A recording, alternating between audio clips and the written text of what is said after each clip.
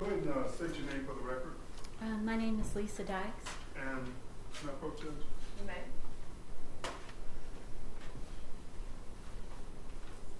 You have a very soft voice, so I want you to make sure you keep your voice up and speak Sure. into the microphone, okay? Yes, sir. So the members of the jury can hear everything you have to say. Can you do that for me? Of course. We've heard a lot of what Charles Beltran, Chuck 50/50 had to say, and now it's your opportunity, right? Yes, sir. All right. But before we go into the things that Chuck testified to, I want to talk about you first. Can you tell the members of the jury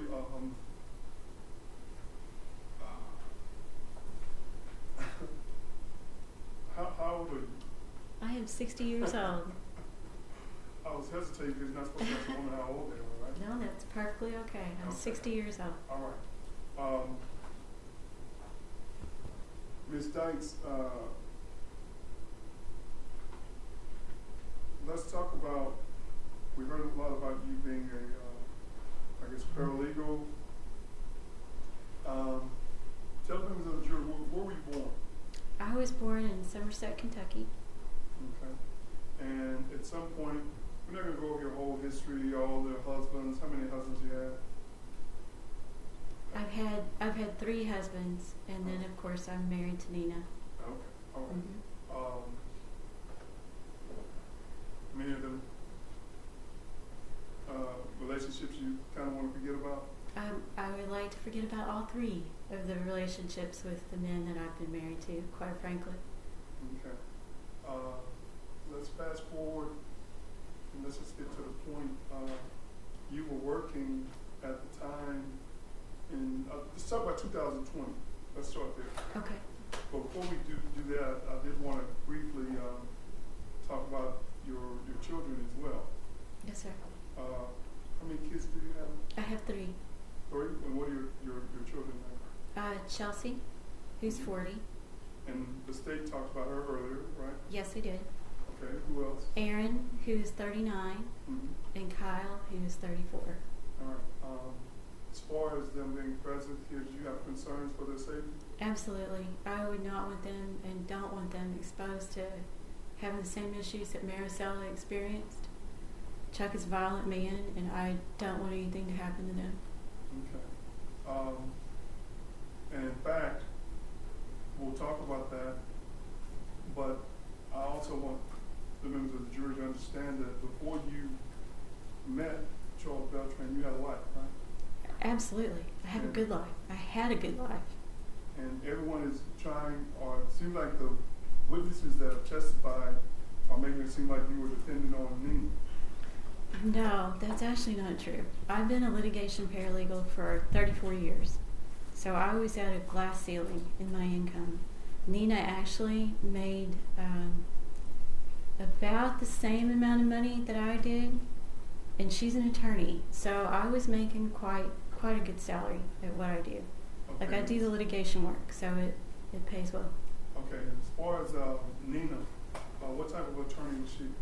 Nina was actually working for the city of New York, so she was working for a governmental agency, which doesn't pay as well as private sector anyway. So she was working for the city of New York doing housing work, so she did in a different area of law than me too. So it's not the same, it's not similar. Okay, and just while we're on the subject, Nina, they said that she was married to William or Bill. Yes, He subsequently passed. he did. When Bill passed, where were they living? They weren't living in Pennsylvania, as you've heard before. Nina and Bill had a house that was in Staten Island. That house was way overfinanced and upside down. Basically, it's the best way to describe that house. The house that was in Pennsylvania was a house that Nina bought and paid for, and she paid $60,000 for the house.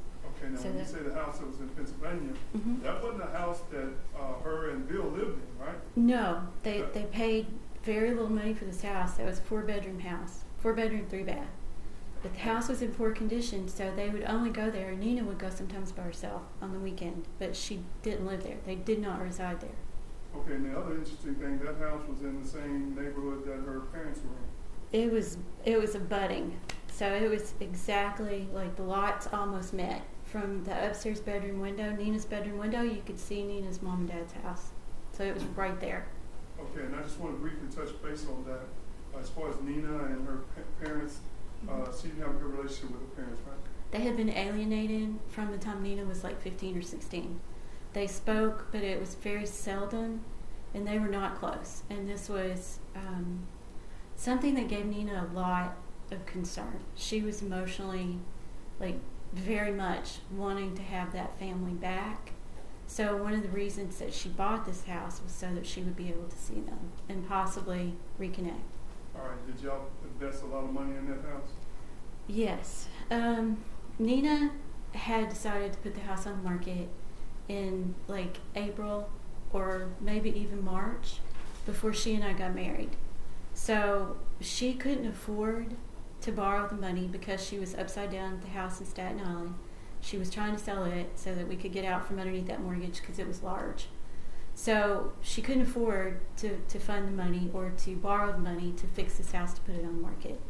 So whenever we got married, one of the first things that I did was fly up there, and we borrowed the money so that we could fix the house, put it on the market, and sell it. Okay, and I'm going over all that because this notion that you were with her just for her money, is that true? No, absolutely not. Like, we both brought money to the table. God blessed us both in being able to make a good living, and it was something that the marriage made us more solid financially, but I didn't need Nina to pay bills. Nina didn't need me to pay bills. We're together primarily because we actually love each other. I've known Nina for 16 years today. I knew Nina for 13 years before we got married. So we had been best friends that whole time. All right. And I want to get to the point, but I also want to make sure the jury understands, as far as Nina's relationship with Bill, it wasn't a good relationship, was it? It was a horrible relationship. He was abusive. He did all kinds of things like stalking her in the area where she was staying. When they split and separated, Nina stayed in Pennsylvania. But Bill was like you had heard testimony before, he was parking on the street behind the house. So he was watching her in that house in Pennsylvania. All right. And the only reason I'm making reference to, because you got two women who basically had bad history with Nina. Very. Okay. Very. And at some point, y'all befriend each other, fall in love. Well, we love each other. We love each other like sisters. Like, this is a unique relationship.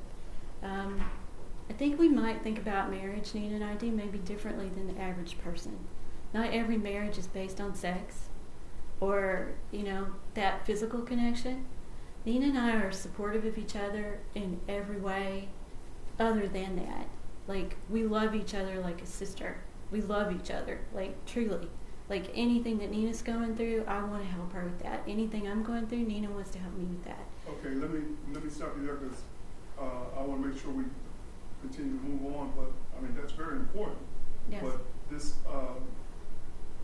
y'all made a decision to, after y'all got married, to go by Lisa and Nina Beltran.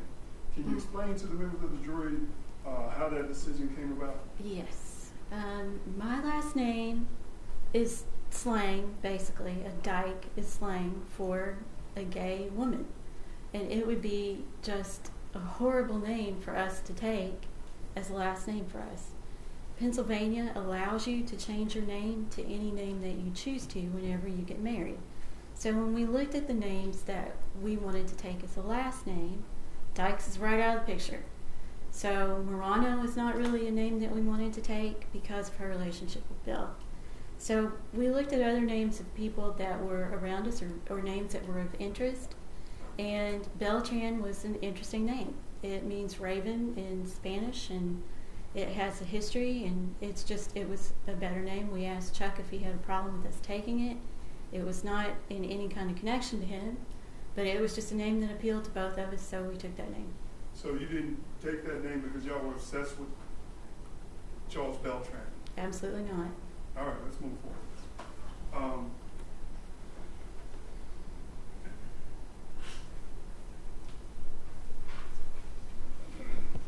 I wanted to talk to you about you abruptly leaving your employer. Was it abrupt? I had problems with my employer, yes, from certain standpoint issues of bonusing. Okay, when you say bonusing, basically you as a paralegal are doing all the work, because this was car wreck cowboy stuff, right? Yes. These are car wrecks. Yes. You were working these cases. Absolutely. But he's making all the money. Absolutely. Now, were there other cases that you were working on with him as well? Yes. In particular, we started to have an issue with a case that I had brought in, and I brought it in from my contact. It was a case that was wrongful death. And in personal injury, wrongful death cases settle for a considerable sum of money. Like, one of the bonusing structures that we had when we brought these cases in was a percentage of the settlement, right? This particular case settled for $3 million, a little over that. Okay, let me stop you there, just so the members of the jury know. Who did you get that case from? A friend of mine, a contact from mine, and she testified here. Her name was Catherine DeLeon. The hairdresser? Absolutely. Okay. Absolutely. She didn't get as much money as she thought she should get out of it. She surely did not. All right, but anyway, the bottom line is you were having issues with you making all the money, or you making all the money, but the attorney getting all the money. Yes, and not paying the percentage of bonus that I should receive. All right. And during this time period, this early October, late September, did you have plastic surgery? I did. All right. We have medical records to support that, don't we? Yes, you do.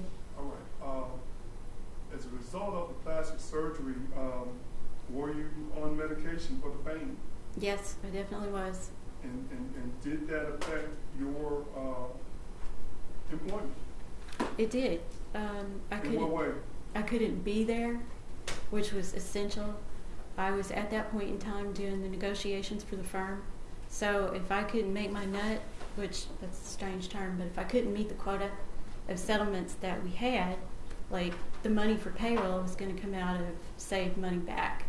So I needed to be there with the surgery. I could not be there like I needed to be.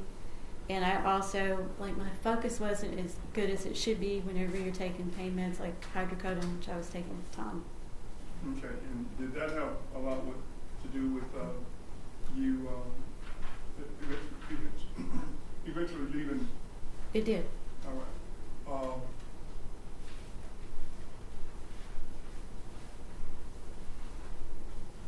As far as your this surgery,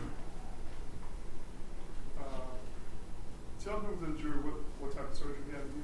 There were 2 procedures that I had done, and it was a wedding gift for Nina, so I'll tell you that. Like, I had lost a considerable amount of weight, so I had extra skin, is the easiest way to explain it, and no tightness like in my thighs in particular. So I had a procedure done on both legs called a thigh-plasty. And in that procedure, a triangle of flesh is actually cut out in the center part of the leg and then stitched back together to make your leg tighter and smoother, right? And I also had a lower facelift done because I had extra skin here. So I had both procedures done at once. Okay, were these procedures extremely painful? They were. My thigh-plasty ended up being a failed procedure. It didn't do what it was supposed to do. Whenever he took the skin and tissue out, he took out too much. So when he closed it back, that first day it was okay while I was still in the facility. And it was a plastic surgery center that had an in-house, like, hospital kind of setting. So you stayed that day and then you were released home the next day. The very first day I went home, all of the sutures started popping out. First in the left leg and then in the right. And it was immediate. So it was first like 3 or 4, and then it was 5, and then all of them. So I called the doctor. He told me to come back. I had to actually get an Uber to go back because Chuck was supposed to have been available to help take care of me some because Nina was in trial work. So I didn't want her to lose the trial work in New York it should have been an easier procedure than what it was, but the complications happened. All right, and as far as the complications that you're referring to, do we in fact have some photos of that? You do? Who's my approach?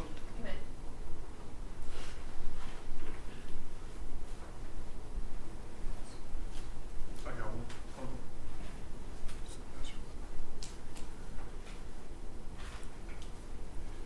Let me show you what's marked as defense exhibit number 10. Are these the medical records that we put on file with the court?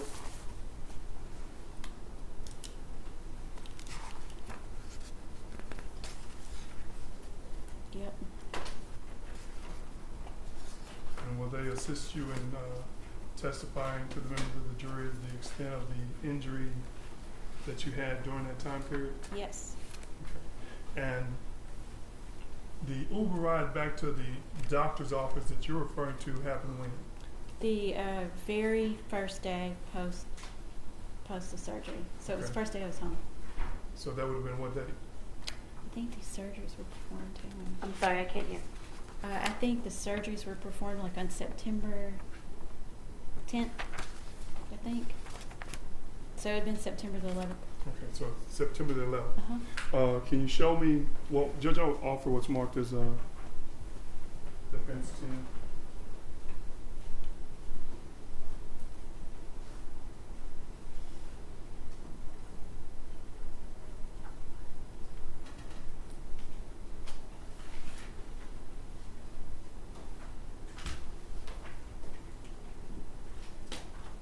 How to know, Judge?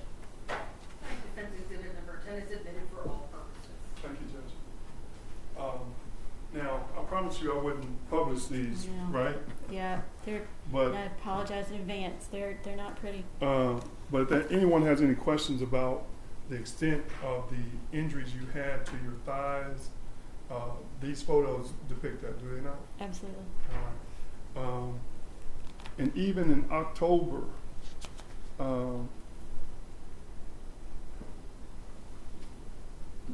I think when we made reference to you guys going to to Arkansas, were you having issues with your legs at that time? Yes. All right, and I wanted to ask you specifically about the trip to Arkansas. How did y'all end up going to Arkansas? The trip to Arkansas was unplanned. Whenever I had this procedure initially done, Dr. Armijo had told me that the surgery would be, my legs would be the best they were going to be at 3 weeks. So this was exactly 3 weeks post the surgery, right? Okay. So Nina and I had planned to go to California.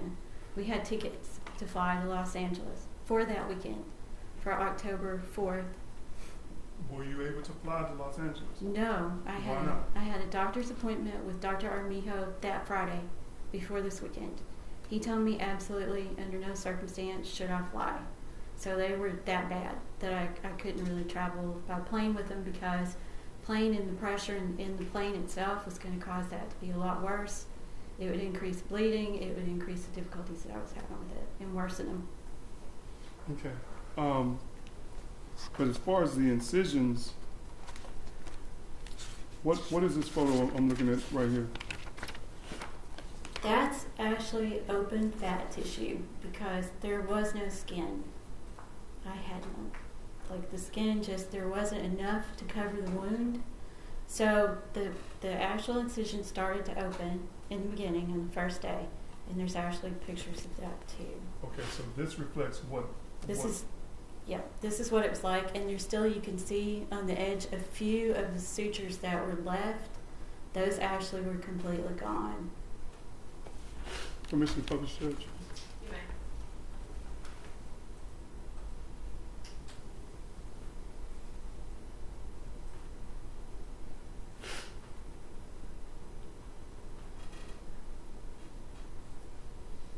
Now, Ms. Dykes, you're not saying that on October 1st your leg was opened up like this, right? Oh, it was. Okay. It was? It was, yes. Okay. Like I had started to use, I had to use special bandaging for this and special like treatment, wound treatment. So there's a particular chemical called hydroferrous blue that's on like a sponge bandage that I had to order through my plastic surgeon for it to be applied to grow skin. So I still had no skin at that time. Okay, so, but you had bandages over them I did. I had to change them frequently, but I had them. because they were bleeding. They would bleed, and they would also weep serous fluid, so it would weep white blood cells.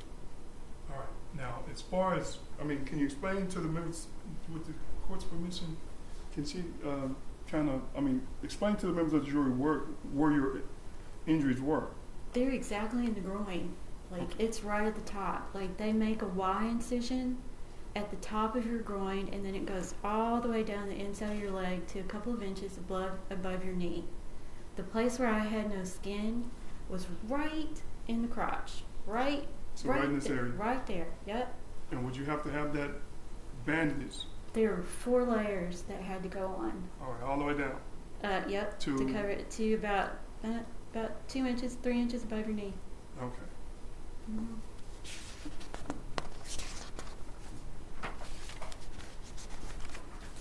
But again, if they want to see the extent of what this surgery, the damage, what is this I'm looking at here? That's actually the wound as it's starting to grow some skin. Okay. So, but when would this be?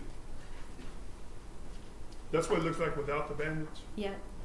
That's what it looks like without the bandage after it started to actually smooth out just a little, and this is all brand new skin and serous fluid. Okay, so in the beginning of October, do these pictures accurately reflect what your wound would have looked like post-surgery? They do. Permission to publish, Your Honor. Right.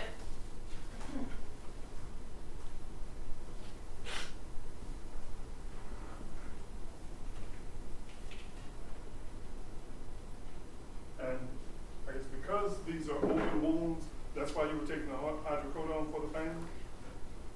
On a scale of 1 to 10, I used to think having a baby was 10, right?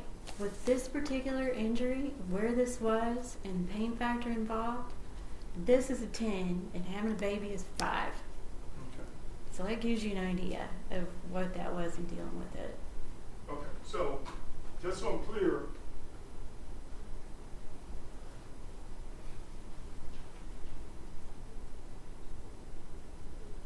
because of this surgery, what about the face? What? The face was still an issue. Like, I wasn't supposed to bend over. Like, you can't really bend over like this whenever you've got like surgery to the lower part of your face. The pain per minute was not as bad. I was a little surprised that my ear wasn't attached on my right side whenever I came home, so I had a few things going on with that, and the wounds were still raw and open, but... May I approach this? Right. You remember the October picture that the... Oh, Lord. Have one moment, Charm. I'm going to keep these in order so you don't kill me.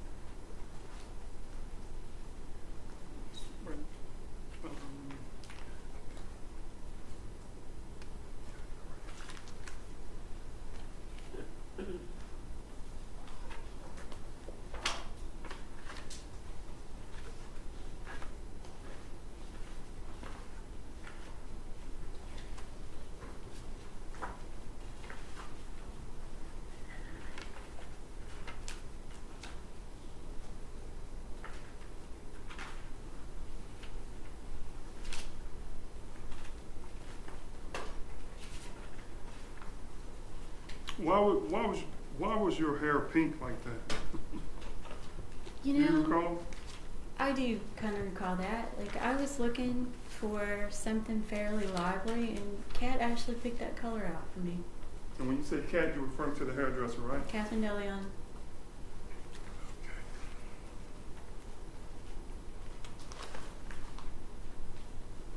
On the photo that she put, that they were using, when she was testifying, with you and the pink hair, Yes, sir.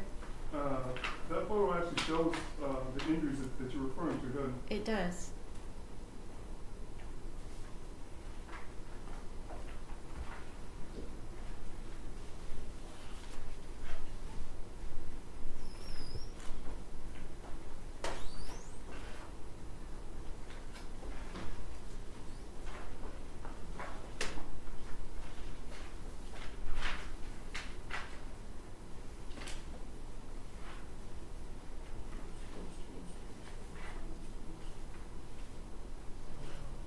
Once marked as State's Exhibit number 86. Yes.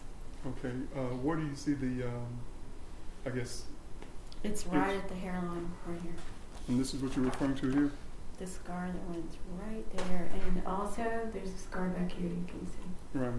And Okay. then I had another one under my chin, and I think you can see a little bit of that. Okay. I'm just gonna publish, You may.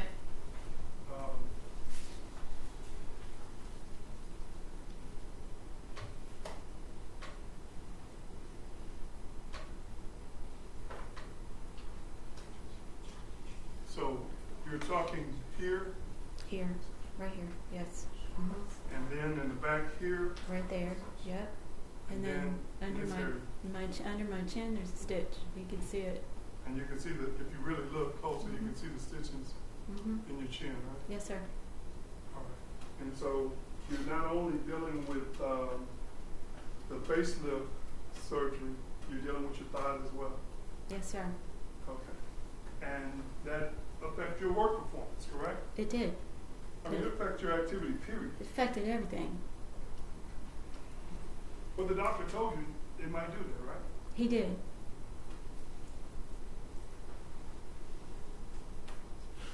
And so, as far as a lot of the restrictions you had, you definitely had restrictions, or you should have been watching what you lift.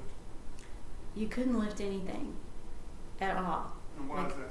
Because it could cause, on a normal surgery, even lifting was prohibited because it could cause all of this to come loose again as far as the facelift goes, and it would also cause strain in your thighs and cause them to open too. That's not the reason mine did, but it could cause that complication. Okay. All right. Before we start talking more about Charles Beltran, I did want to, these people talked about you basically look like you had a midlife crisis or something like that. Remember Jimmy, your brother Jimmy, Yes. saying that? Yes. All right, can you talk about the blood clot problems you had before you met Charles Beltran? Yes, sir, I can. In my 40s, I had an unusual medical condition that popped up. Like, I'm really driven to work. Like, I've raised 3 kids by myself. So me working is just always been who I am. It's how I relate to life, I guess. So I work more than I should. But I had been working a lot, so I ended up having a very unusual aortic blood clot. Now, aortic blood clots, what are those? The aorta sits right underneath the heart, right? So it's under here. So this means that a blood clot had to pass literally through my heart and lodge in this particular area of the body, which is what it did. So I had some very unusual symptoms in like stomach pain as opposed to what you would think. Whenever I went to the hospital, the blood clot had shattered. So it blocked almost every major like organ in my body. My kidneys, my liver, my large intestines, and both of my legs. So how long were you in the hospital as a result of this blood clot? 30 days. Right at 30 days. Were these life-threatening injuries? Absolutely. They told my children and me that I had about a 25% chance of living.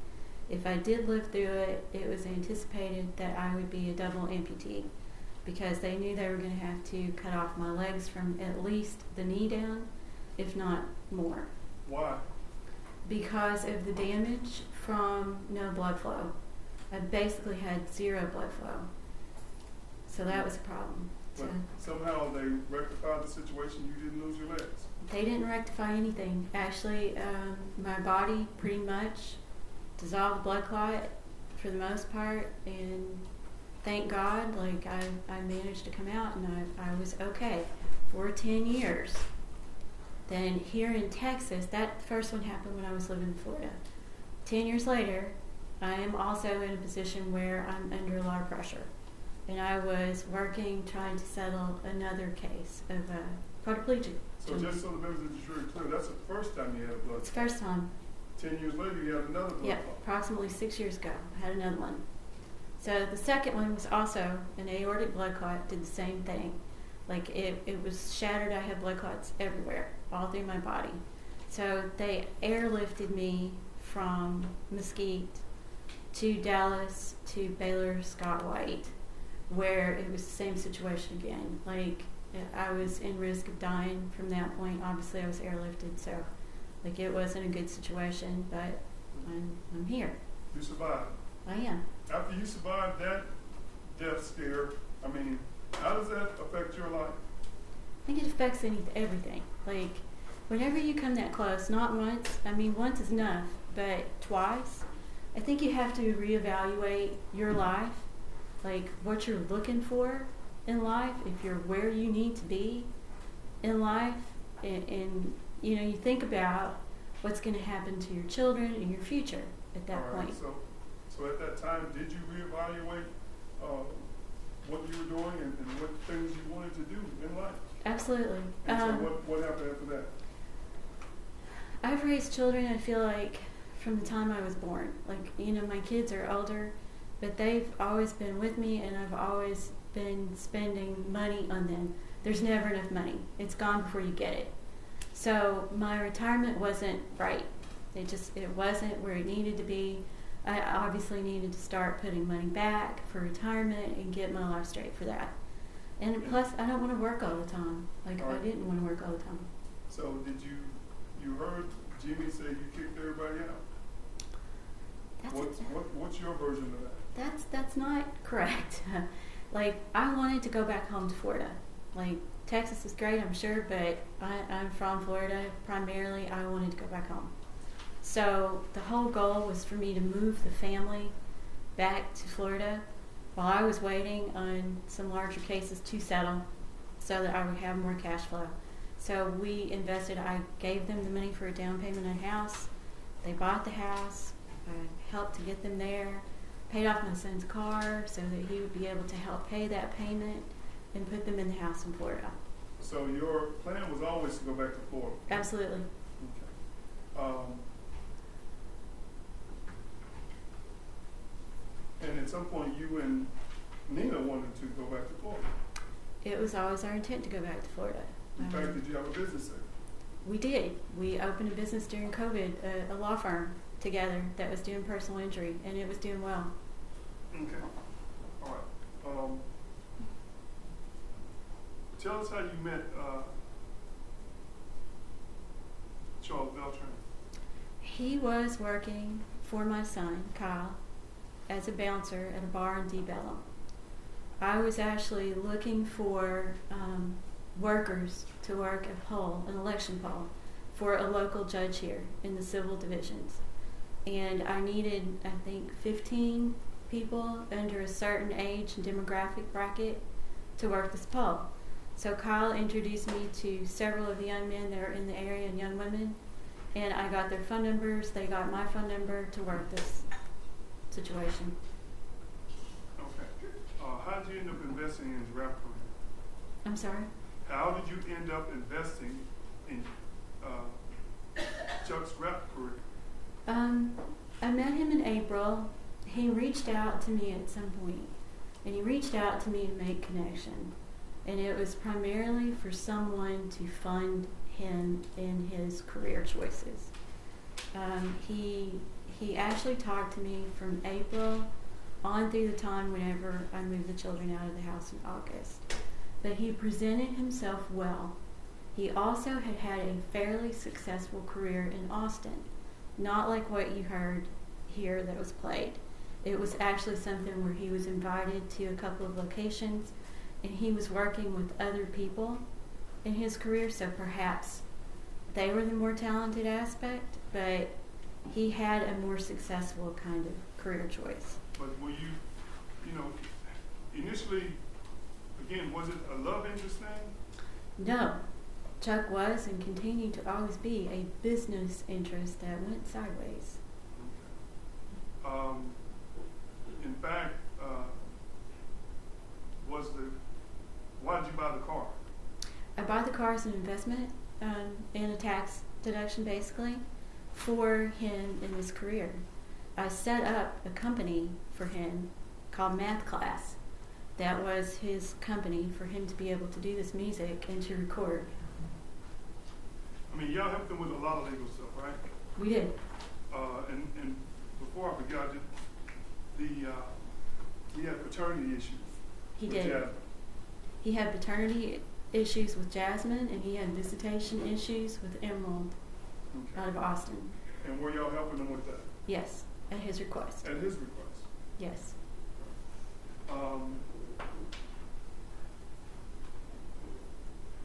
Any notion about you trying to steal Jasmine's baby? I raised 3. I don't want any more babies. I would Okay. never. All right.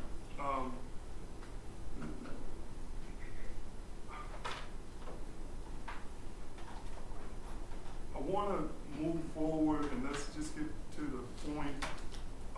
This trip to Arkansas.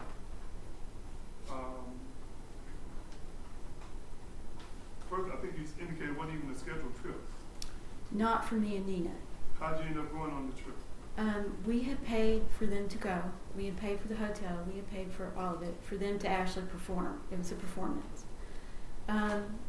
When we couldn't fly to California, Chuck had 2 tickets that were his, that were comp tickets. And he said, well, who would I take but you 2? Like, you've, funded this, you're part of it, so will you go? It was like about a 4-hour ride, I think. So that's something that I could tolerate. As long as I'm sitting down or laying down, that's okay. I could do that. Now, you heard Dax and everybody say you were driving. Is that true? No, I was in the passenger seat and it was reclined. Okay. So who was driving? Nina was driving. Okay. When y'all are down in Arkansas, you heard, I think it was Freddie, they were joking about Chuck having to come to your room to have sex with y'all. Did he have come to your room and have sex with y'all? Absolutely not. But did he come to the room and have a drink? I think he might have. I think he did. When y'all finished, do you remember when y'all got back to Dallas? I don't remember exactly what time it was, but we checked out at about 11-ish. So I think it's a 4-hour drive, which would put us mid-afternoon. Okay. As far as when y'all get back, who takes the van back? Nina and I took the van back. You didn't trust Chuck to take the van back? Absolutely not. Okay, so y'all take the van back. Yes. All right. Once you take the van back, do you recall what y'all did up at that point? I don't specifically. I think we stopped and got food and went home and watched TV. Okay. Or not. And that would be October the 4th, right? Yes, sir. That's Sunday. Mm-hmm. All right. Oh, and I forgot. We had to go pick up the dog because we had boarded him. All right. So we went and got the dog. And tell us about this dog. Chuck had brought home a dog. What type of dog? He was a pit bull mix. And the dog's name was uniquely Charles. Okay. So we had a dog. Who took care of that dog? I did. Did Chuck take care of the dog at all? The dog hated Chuck. Absolutely. When he brought the dog home, he said that he wanted it for some protection in the house, extra protection in the house. And the dog was okay with him for a while, but Chuck used to beat the dog. So the dog started to get to a point where he was growling every time Chuck was around. He was not having Chuck around. Okay. And where did that dog stay? He slept in my bed. He stayed.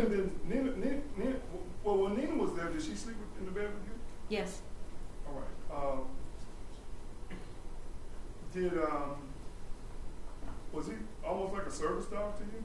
He was like a comfort animal, more than a service dog. So he stayed with us all the time. But you took care of him? I took care of him. And so when y'all went to Arkansas, y'all boarded him? We boarded him for that day. And when you got the dog? We went and got the dog. Anything else uneventful happened on that, I guess, Sunday? Not at that all. you recall? Not at all. Okay. Now, during that time period, was Nina working on a big case? Yes, just as I had said, she had a particularly large case with a building that was in the city where the elevators were failing off and on. So all of the tenants and the tenant association was really upset with it. Okay. And was she receiving and sending, packages back and forth? Yes, in particular discovery. So she was in a process of discovery on this with maintenance records and dealing with the maintenance people that work for the city of New York with this building. Okay.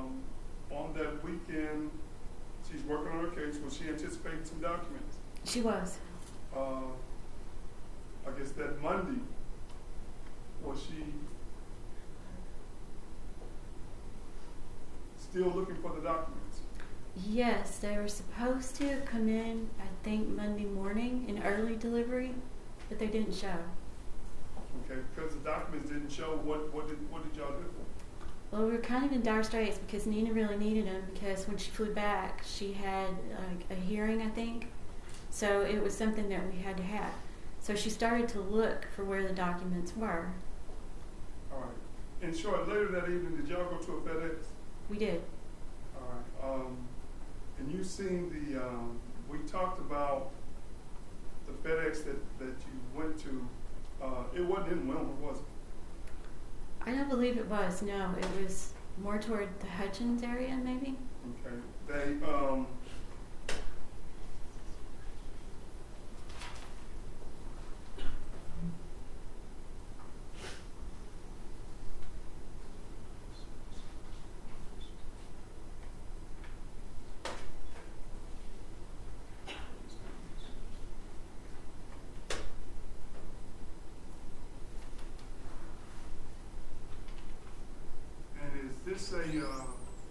tell the members of the jury a little bit about the FedEx location y'all ended up going to. It was one of the larger distribution centers in the area. Like it's like a major kind of hub area. So it's one of the bigger ones. And is it all 45 though? I believe it is, yes.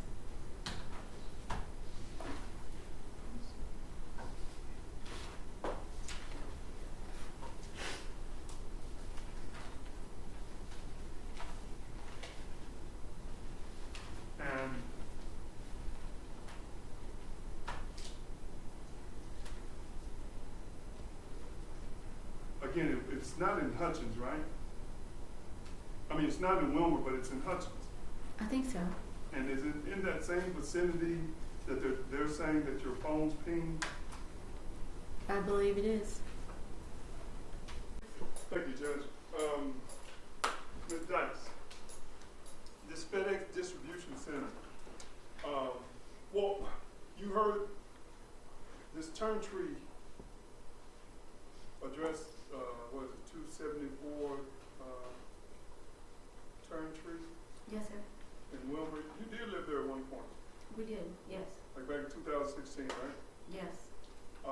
Is that how you know about this FedEx distribution center up in Hutchins? It is. I used to work in downtown Dallas for another law firm, obviously, and I pay attention to where these FedEx centers are because I use them a lot. So it's part of what I do. And a lot of times you have to drop off and you need a place that's a bigger facility that has longer hours, or you know that it'll ship quicker. So I always pay attention to those things. Okay, now, as far as this facility was concerned, y'all were picking up, Yes, or Nina was picking up? Nina was picking up for Mark. Yes, they had sent her a package that she needed. Okay, and she had been trying to locate that package. She did try, but it's so hard, and she needed it really quick. So like tracking it electronically wasn't working like it needed to. So it just made sense to go someplace and get some help with it. All right, now when y'all go down to this distribution center, well, if I told you that the address was 1101 East Cleveland Road in Hutchins, Texas, would that be about right? Yeah, I believe so. Yes. And how far would you say that that's from your house? I think it's probably a 25-minute drive, maybe. From Mesquite? Yes. Just hit 635, hit 20, boom, you're there. Mm-hmm. Yes, sir. All right. May I approach you? You may.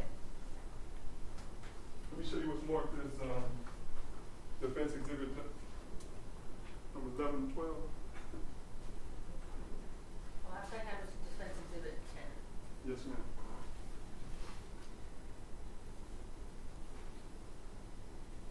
Let me show you what's marked as defense exhibit number 11 and 12.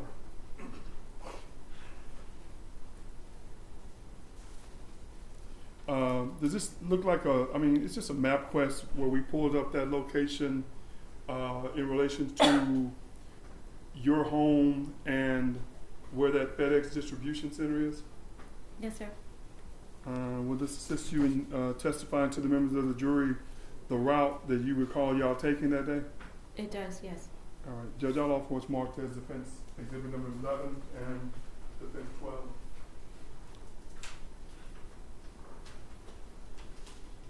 No objection, Your Honor. All right. Commissioner Buttons. Well, defense exhibits 11 and 12 are admitted for all purposes. Thank you, Your And you Honor.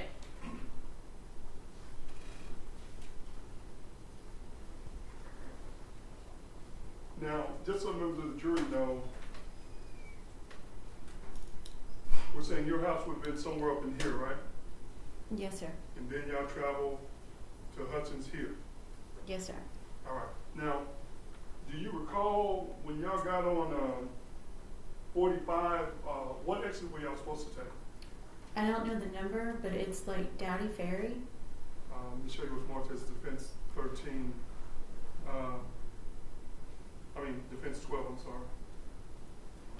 And is this Dowdy Ferry here? Yes, sir. And just so the members of the jury know, when you come out 45, you loop and come in this area here, and that's where the distribution center is? Yes, it's someplace back in there. It's sort of like off. All right. So at some point when y'all are trying to get to the distribution center, do y'all miss the turn at Dowdy Ferry? Yes, we did. And where did y'all end up having to turn around at? I think it was like Wintergreen. Okay, so would Wintergreen be in this area here, or we said East Wintergreen? Yes. So you come further down 45 south, exit is 273, and then y'all would loop back around, right? Yes, sir. And go back up till you get to the distribution center, right? Yes, sir. Okay. And this is basically what we see here, right? Going back up to the distribution center in this area. Yes, sir. All right.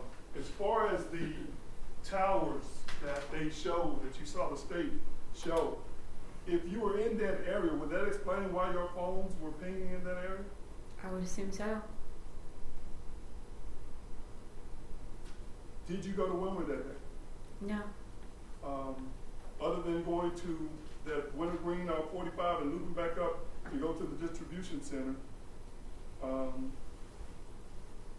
did you ever go to, what is it, I think it was 3600 Post Oak and drop a body off? No, sir. All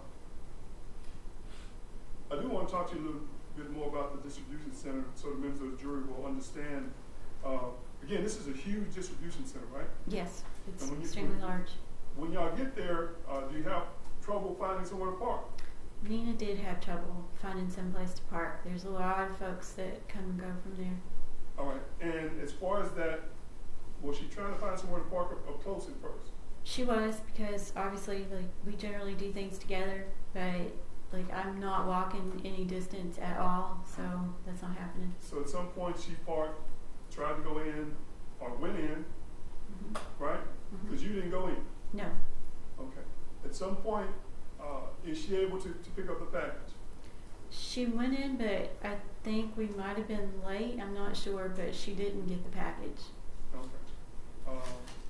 After y'all leave that distribution center, what do y'all do? We went back home. All right. Did she subsequently find a way to get her package? I'm assuming she did. Like, I don't know for sure, but I'm assuming she did, or managed to get the documents another way. Okay. At any time while y'all were in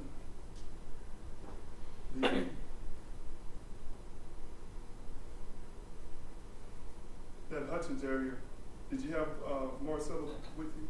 No. All right. Let's get to talk about Charles Beltran some more. I think when we left off, we were talking about Charles the dog.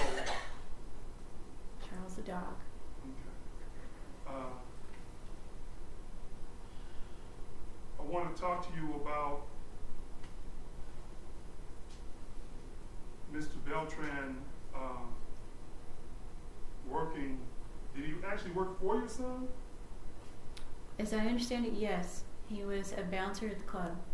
And at some point he got fired, didn't he? Yes, he did. For his activities there at the club, right? Yes, he did. Not just being aggressive with the women. No, not just that. Okay. Issues he was having with other patrons. He was fighting every night, and he was a bouncer. So he was getting into altercations and fights every night. And is this something he would brag to you and Nina about? Yes. Okay.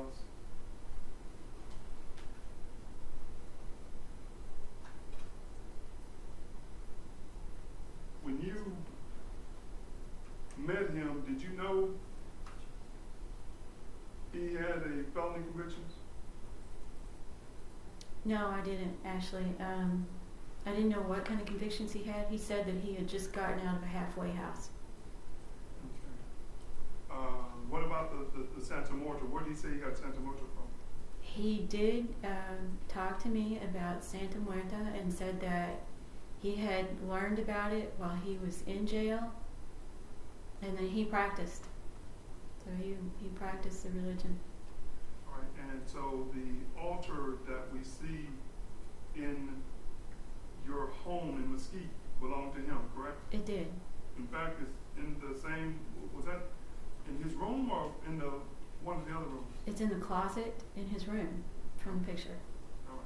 And while we're on it, let's talk about Pennsylvania and this altar that's supposed to be in Pennsylvania. Can you explain to the members of the jury what that was all about? Yes, I'd be happy to. We listed this house for sale. Nina, being an attorney, had documents from private clients that she had that we had in a hall closet. It's a locked entryway closet, and there was a lock on it for a reason. The paperwork and things that we had there were client attorney privileged. We didn't want that information out while the house was being shown. Her husband, Bill, had kind of a weird sense of humor. So in this closet, there was like a Halloween skeleton that's full size, like human sized. And he had put, because they were Mormon, a Mormon religious like piece of clothing on it. It's like a long white robe, but it was bundled up and like on the floor of the closet. It's not anything else.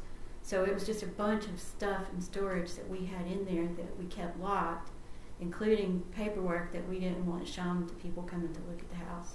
Well, you heard the neighbor from Pennsylvania said y'all were kneeling to it, praying to it.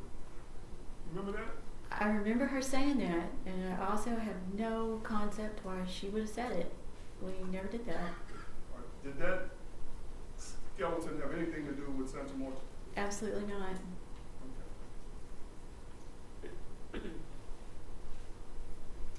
back to, Mr.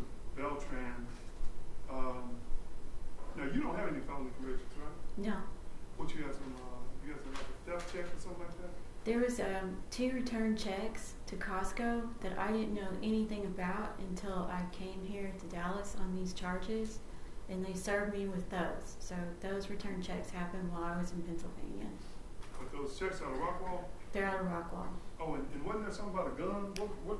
Yes, a gun at the airport? Yes, I had a very, very, very small antique handgun that was completely jammed. A bullet was jammed in the chamber, so wouldn't fire, wouldn't shoot. I took it to a gun shop that was really close to the house, but the gunsmith wasn't there. And I did it right before I was flying to see the kids that weekend. Forgot I had it. When I got to the airport, I realized the minute I was going through security, I was like, I have a gun in this purse. So I told them at the spot that I did. I was never actually arrested on that charge. Like, it was a situation where they told me if I had like a concealed carry permit, the gun wouldn't have been an issue. I could have taken it back out and put it in the locker or in the car and gone on the trip. But I was never actually arrested with that. I was stayed at the airport facility and it was dismissed and I left and went home. Okay, but I do want to ask you, Chuck did carry a gun, didn't he? All the time, every day, any place that he went.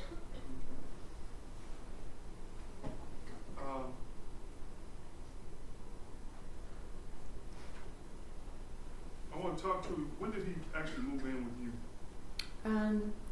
He moved in August whenever the children moved out to the house in Florida. And I say moved in with you, I mean, you're not the only person he lived with, right? No. I mean, you knew he had an apartment, right? Absolutely. Or an apartment that he also stayed with some other women? Absolutely. He stayed in a couple of different locations with women, I believe. But particularly one woman, this Carmen, right? As I understood it, yes. And it wasn't just Carmen, there was other women at that place too. Yes, from what I understood. So he moves in, you buy him all that studio equipment. Yes. That's true. Absolutely. He sets up a studio in your house. He does. And is he working at first? He did. He was extremely devoted to it. He kept a whiteboard on the wall. He had scheduled songs that he was doing, scheduled recording times. He had someone coming over to help him produce. So he was actually doing what he was supposed to do. He was trying to create music to actually put on iTunes and make money off of it. And were you investing in that? Yes. The video that I forced the jury to watch, did you pay for that? Yes, I did. That video and the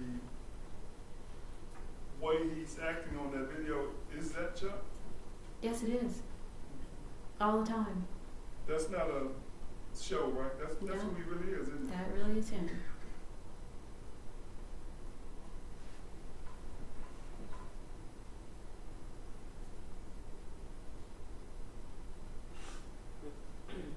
As far as that studio and as far as him bringing women, were you jealous about him bringing women?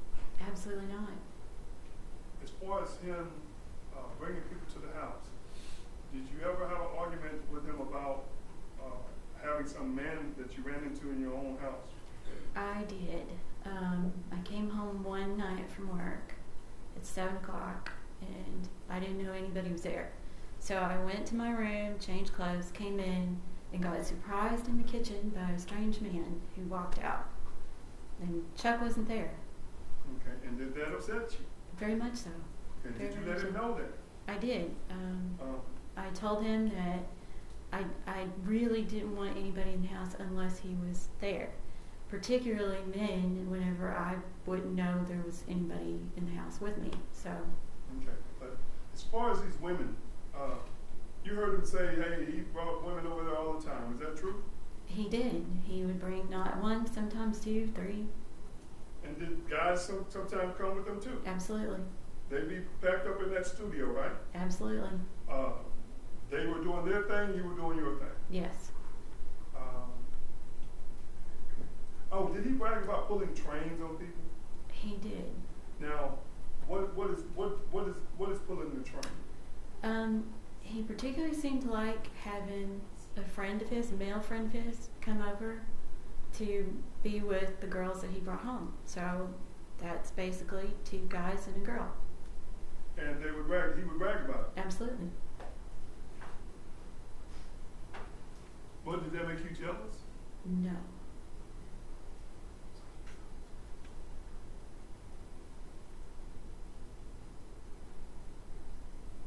I want to fast forward to the early morning hours of October 5th of 2020.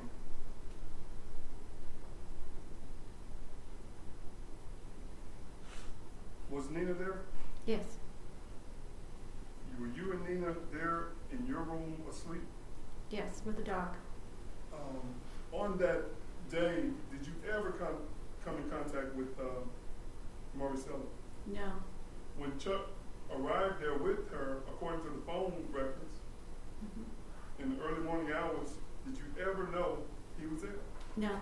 Anything unusual about him arriving at your house in the early morning hours? No.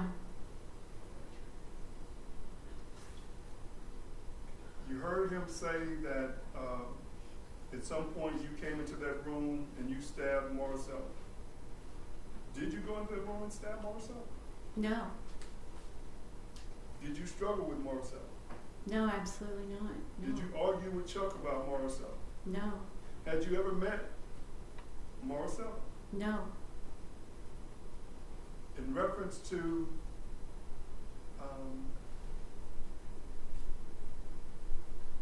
this whole Chuck Marisela ordeal, how did you find out about it? I found out about it whenever the FBI agent showed up and called me on the phone. Okay, now before that,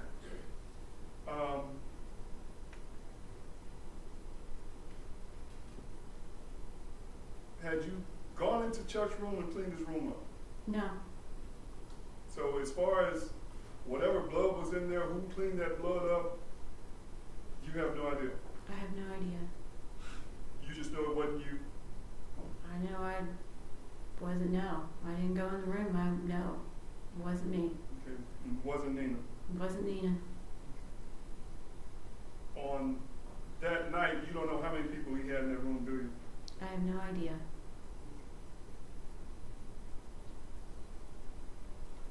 The next morning, did you ever come in contact with Marisela? No. Did you come in contact with Chuck? No. At some point,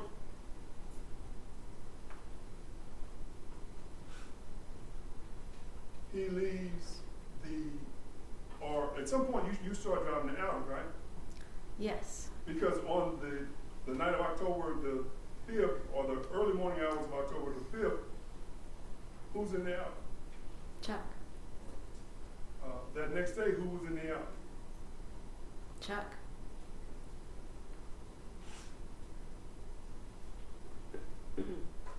All right, you heard the FBI agents say that they came to talk to you. Right. All right. You tell the members of the jury what you remember. They apparently came to my house. I was at work. I was working. So I got a phone call from an agent that claimed he was an FBI agent while I was on the clock at work. So I talked to him there. His conversation with me was basically, do you know Chuck Beltran? Or Charles Beltran, I think was what he said. And I was like, yes, I do. How do you know him? He lives at the residence with me. So he lives there. Now, let me stop you there. Up to this point, do you know anything about some missing girl from Seattle? No. You know anything about Charles Beltran being the last person seen with Marisela? No. I had no clue. All right, then what happened? So I told him who he was, that he lived there. The agent didn't go into a whole lot of detail. He said something to the effect that he was the last person seen with a girl who was missing. And that was pretty much the gist of it. He asked me the last time I had seen him, which I think I told him it had been about 2 weeks, because at that point it kind of had been that long. So he asked me that. He told me when I spoke to him to let him know that he was looking for him, which I did promptly. I told him that. So after you talked to the agent, you immediately called him? I called him. I said there was a FBI agent that showed up at the house who called me and said that he's looking for you. Here's who it is. That's pretty much what was said. Okay. Did Charles go into detail about Marisela at that time? No, he did not elaborate. He didn't say anything else about it. He was like, okay, he took the number supposedly, and that was that. Did he seem worried at all? No, not even a little. Not a concern in the world No, that the FBI were looking for him? no. I do want to kind of backtrack. At some point, we talked about Beltran, Charles being in the car on October the 5th. At some point, did you drop Nina off at the airport in that vehicle? Yes, How did that take place? I think her flight left on that Wednesday. And whenever I got up to take her to the airport, and then I was going back to work that day because I hadn't worked Monday or Tuesday. So when I went out to the garage, the Audi was there and my Hyundai was gone. So I took the Audi and drove to the airport and went to work. All right, just so members of the jury know, that's really nothing unusual, right? No, it wasn't. Did he have keys to both vehicles? Yes, All right. And you put gas in it, he'd run it out? bring it, drop it off, I'd have another one. And he would do that while I was at the office too. I would not see Chuck. I would just go out from the office and a different car would be parked in my spot. So. And did that create problems for you at the office as far as your files and your documentation? Yes, because Explain that to the members of the jury. yeah, whenever you go home and you work from the office, like sometimes I would need the actual hard physical file. I couldn't just access it by online application to the office file. So I would take the physical file with me. So they would typically be in the back of my Tucson. So I could get them or I would take them back to work and they would be in the car. So when he would change these vehicles or leave with my vehicle and I couldn't get to it and I had a file in the car, that's a real issue because they're active files and something that's being worked on every day. That can cause me to get fired. So him taking the vehicle and me not able to get a hold of him or him trade it back or me being able to get to that was a serious issue for me. And you saw the phone records earlier showing that you kept trying to contact him? Yes, sir. Do you think that's what that was about? I'm pretty sure that's what that was about. Okay. Did Charles ever tell you what happened to Marisela? No, What did he even talk about? no, I'm saying even after y'all realized that he was wanted, you were wanted, what did he talk about? no. And I didn't know I was wanted until. Okay, we'll talk about that. As far as after you talked to this FBI agent, right? Yes, sir. Did somehow your address end up on the social media? Immediately, that same day. What problems did that create for you? It was havoc. That very day that he called me, that night I was at home and I got a text message from someone claiming to be an FBI agent. It was very threatening. It was, I know you know where Chuck is. You need to have him here at such and such a time, such and such a day. Extremely aggressive. So, I mean, it really kind of throws you off. Like, I don't know who this person is. I actually texted this person back and I said, if you will send me a picture of your badge, like your badge number, then I will communicate with you. Never heard another thing. What other issues did you have after your address went viral? While I was stuck with the Audi and hadn't been able to get the Tucson back, somebody slashed the tires while I was driving it. So it was really kind of aggressive. Like I was getting strange phone calls too. Like it was out there. A full picture of the house was out there. It was not safe at all in any way, shape, or form. I had no idea who knew that, who Chuck even had around him that was going to be coming where I was.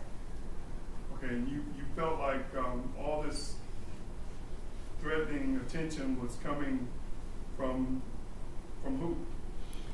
I felt like it was Chuck and Chuck's friends, Chuck's people, Chuck's surrounding people around him. And what about the people that were concerned with Marisela? I'm sorry? Was there a lot of social media stuff? Absolutely. It was everywhere. As far as I know, it was everywhere. So the fact that, I guess, your home, where you live, was on social media, Absolutely. and that gave you concern, Very much so. safety concerns. Very much so.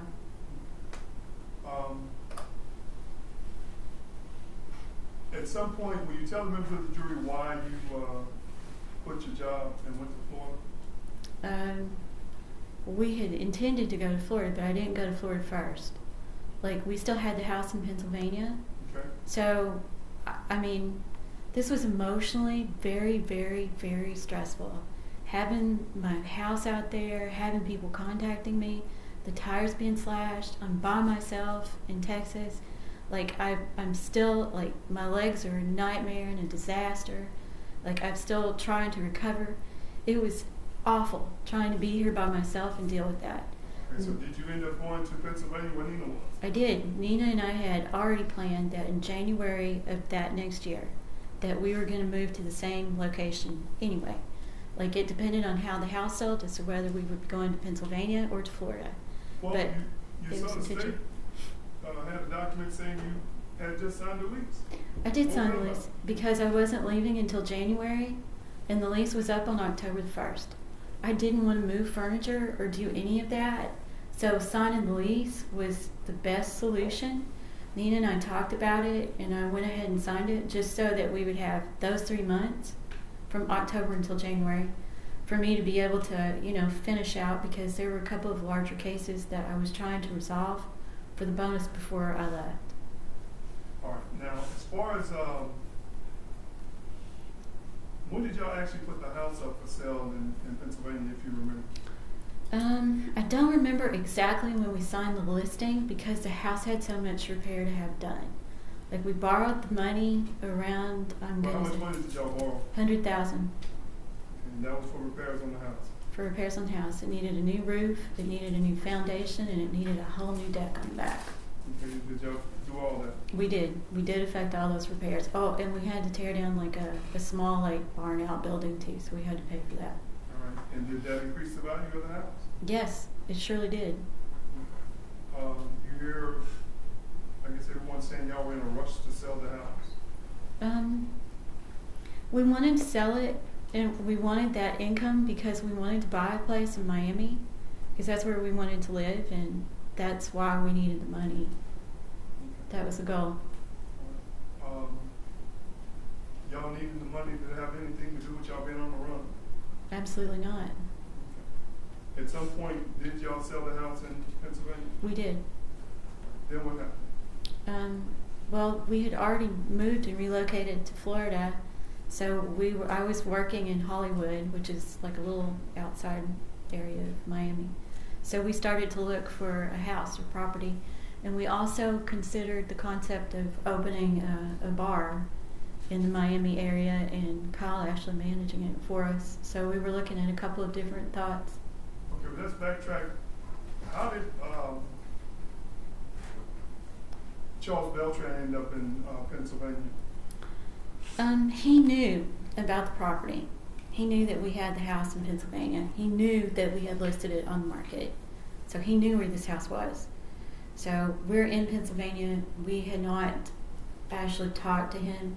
He ended up in Bethlehem, which is just outside of East Stroudsburg where the house was. He called us and told us that he was there. So y'all didn't send for him? No, He just showed up? he just showed up. When he showed up, was he asking questions about the house? He wanted to know if the house had sold. Obviously, he was after the money. He wanted to know if the house had sold. He wanted to know where we were in the house sale. Okay, but why are you putting up with Charles Beltran? Charles was a lot more aggressive than what you have been told. He was really bad as far as aggression goes. One night in particular, he was trying to get a hold of me for money. Whenever I woke up in the morning, I had 99 missed phone calls from this man. 99. And he also, at one point, like, I had locked the door. His access into the house was through the garage door because he would come in through the garage. There's a door that went between the kitchen and the garage. So I locked that door. He didn't have a key to it. It really made him mad. When I got home that night, the door was broken. Like, the actual door itself was split, the door. And he broke the frame to the point where you couldn't fix the latch on the door. So that was how mad and aggressive he was. Okay, so you heard all these women talking about how sweet he was. Is that the 50-50 he's referring to?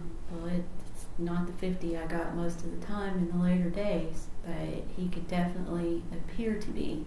He was a wolf in sheep's clothing. Okay, let me ask you this. As far as, even after y'all found out he was a person of interest, why did y'all keep, I'm sorry, he was a what? after you found out, when did you find out he was a person of interest that the police wanted to talk to you? On that 13th, a phone call from the FBI. Okay, all right. Okay, at some point y'all go to Miami. Mm-hmm. Does he end up in Miami? He did end up in Miami, yes.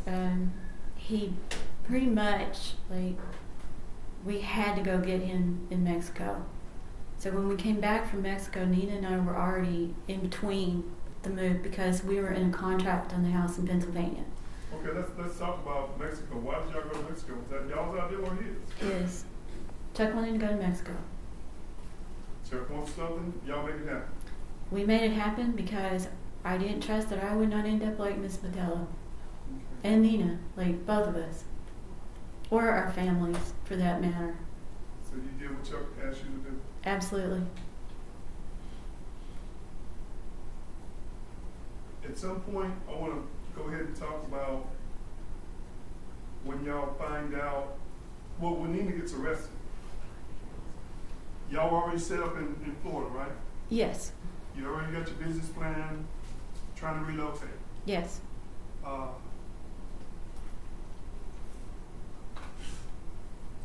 You heard the agent say that you were there the day she got arrested. Is that correct? Yes. Tell them to the jury what happened. Nina had sent me a text that led me to believe that she was either in the process of being arrested or arrested. My concern was us being able to have enough time for me to get an attorneys lined up for us to be able to get something prepared before both of us were arrested, and likely not to be able to do that. And is that what you did? That's exactly what I did. You got out of there. Yes, And eventually you got arrested. I did. When you got arrested, you saw the video, right? I did. Were you on the phone with a lawyer? At that time, it sure was. In fact, this lawyer right here. Yes.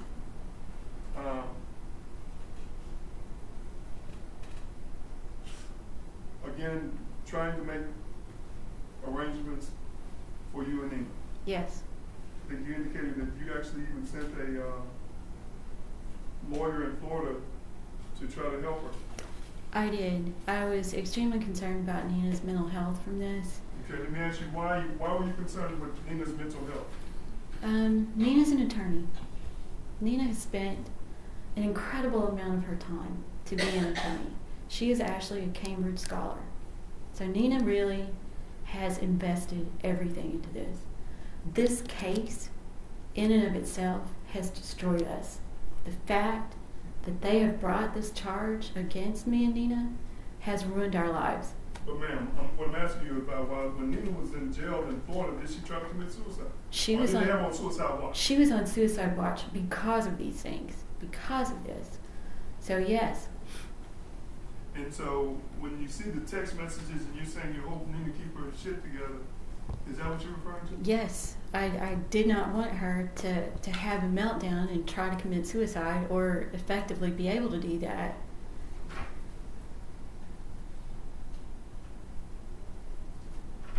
And I wanted her to have the knowledge that, you know, it's okay. I've got defense lined up for us. I've got things started.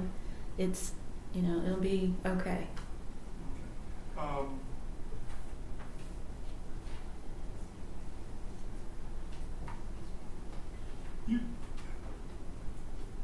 just don't want to make sure I don't forget, because these girls that were at the apartment that Chuck also resided at,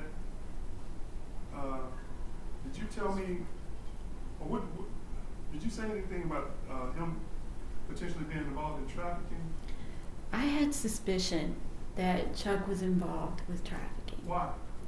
Because on a couple of occasions, like 2 separate ones that I can think of in particular, I found a suitcase at the house that was like in the living room area. It was just like a carry-on. And I looked to see what it was, and it was full of young girls' clothing. It was small sizes, young girls' clothing. Okay. All right. After you got arrested, when did you first find out about that you were being charged with capital murder? At the arrest in Florida, the arresting officer told me it was capital murder of a police officer and terroristic threatening. Okay, did you know what any of that means? No.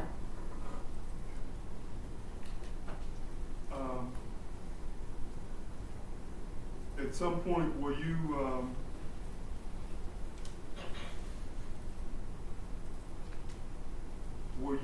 transferred back here to Dallas? Yes.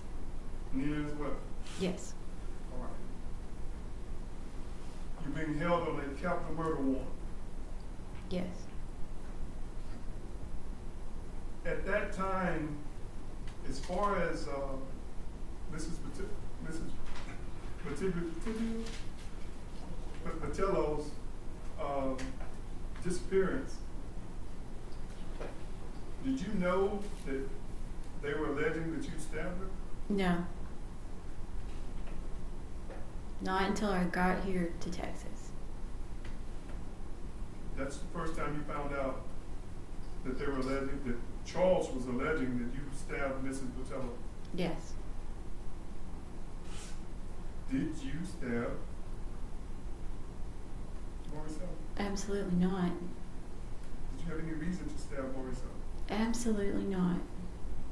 Did you have some anger-crazed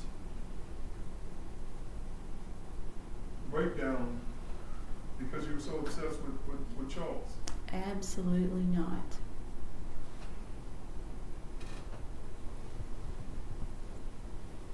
So you find out that you're being charged with, that they're alleging that you stabbed Marisela and Nina helped, right? That's what That I was the heard. allegation, correct? Yes, That that's both of y'all are allegation. charged. Yep. Start going through the process. Yes. Eventually bond out. Yes. You get the leg monitors. Yes. While you're on bond and you have the leg monitors, are you and Nina still living together? Yes. Got an apartment?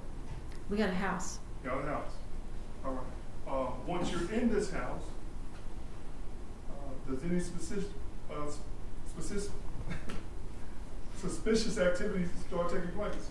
Yes. Actually it was the entire time that we were out on house arrest. People were posting things about us that they saw us in the actual location.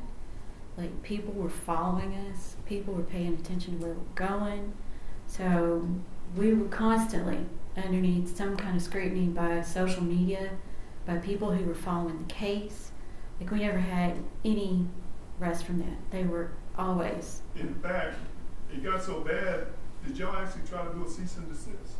We did. We absolutely did. Tell the jury what that means. A cease and desist is whenever you send a notification that they must cease and desist from publishing or doing anything against you or in your name, because it was absolutely not correct or true. It was just made up things that were so derogatory it was affecting everything. So we did do a cease and desist on it. And did you feel as though it was putting you in danger? Absolutely. Were No you question. Yes. And then as far as Well, what I'm getting at is, at some point, y'all cut those monitors off. We did. Tell the members of the jury why. We cut the monitors off because we both felt very much persecuted in this case. I do, as I'm sitting here in front of you today. I feel very much like Nina and I have been completely singled out in this case in a way that should not have been. Like, you consider, I was 57 years old when this incident happened. I did nothing but work and raise children all my life. Why would I even be suspicious in this? I've never been arrested. I had no criminal record. Nina's an attorney. She had never had any kind of criminal record. Like, we lived a life that was pretty much upstanding.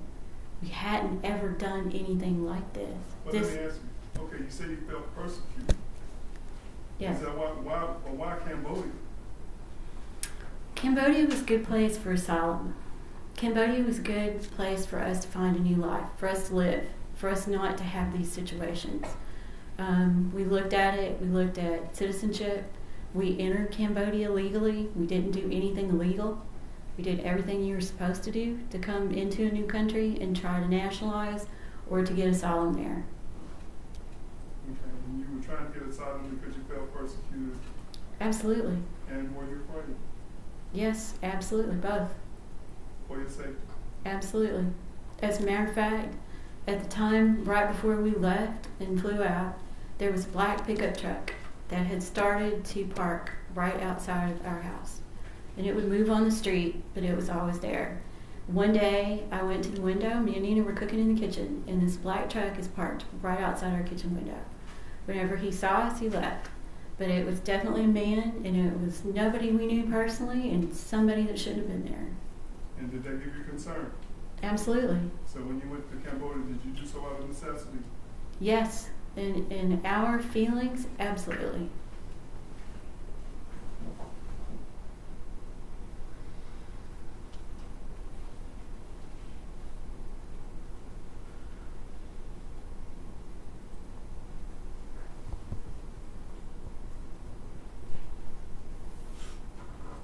Oh, and while you were on the leg monitor, you were trying to work, weren't you? Absolutely. Like, I've always worked. Okay. In fact, did you get a job offer? I did. While you were on the leg monitor? I did. It was going to help pay for your legal expenses? I did, yes. What happened with the job? I got the job fairly quickly whenever we got out. My resume is really clean. So I got this position with the law firm. He tendered an offer to me, which I accepted. With this leg monitor program, you have to get approval for everything you do. And you heard. When you say approval, you got to get approval from the judge, right? I do, yes. Anything you do. So I let my attorneys know that I had a job offer. They had to file a motion with a hearing before this judge to get this approved. There's a limited period of time, of course, because I had to start within a certain time range. I had given enough time for my start date to give me like a week or about that for the judge to give approval for me to do this the right way.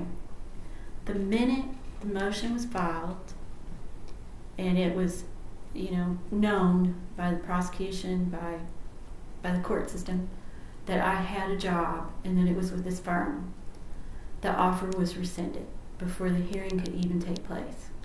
Okay. So it was affecting your ability to work? It would have been, it was an impossibility. Every time I would get an interview or try to get an interview, the time frame or me being able to get to that interview was impossible. And you didn't think that was a coincidence, did you? No, I definitely did not. Is that why you kind of felt like y'all were being persecuted? Yes, one of the reasons.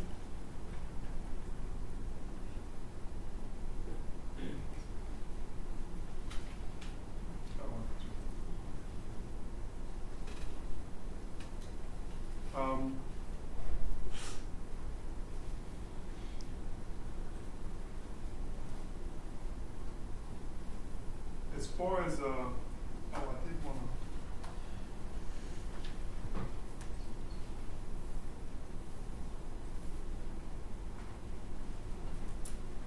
Let me show you what's marked as medical change. Okay. Thank you. What's what's marked as defense exhibit number 13. Is it right? Okay. Is that Charles Beltran? It is. And is that the Santa Marta case that he had? Yes. And does this photo have significance to you? Yeah, I mean, it's pretty much an indicator that he and his people are watching. Judge Alford, what's marked as defense 13. No objection, Your Honor. Permission to publish it. Defendant's exhibit 13 is admitted for all purposes, and yes, you may publish.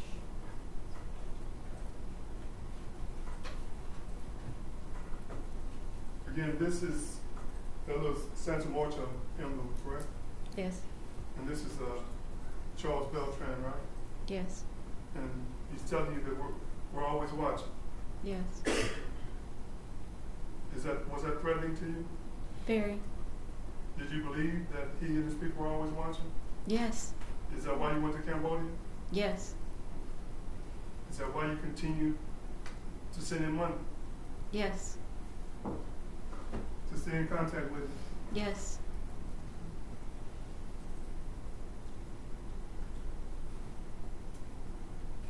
I'll pass the witness.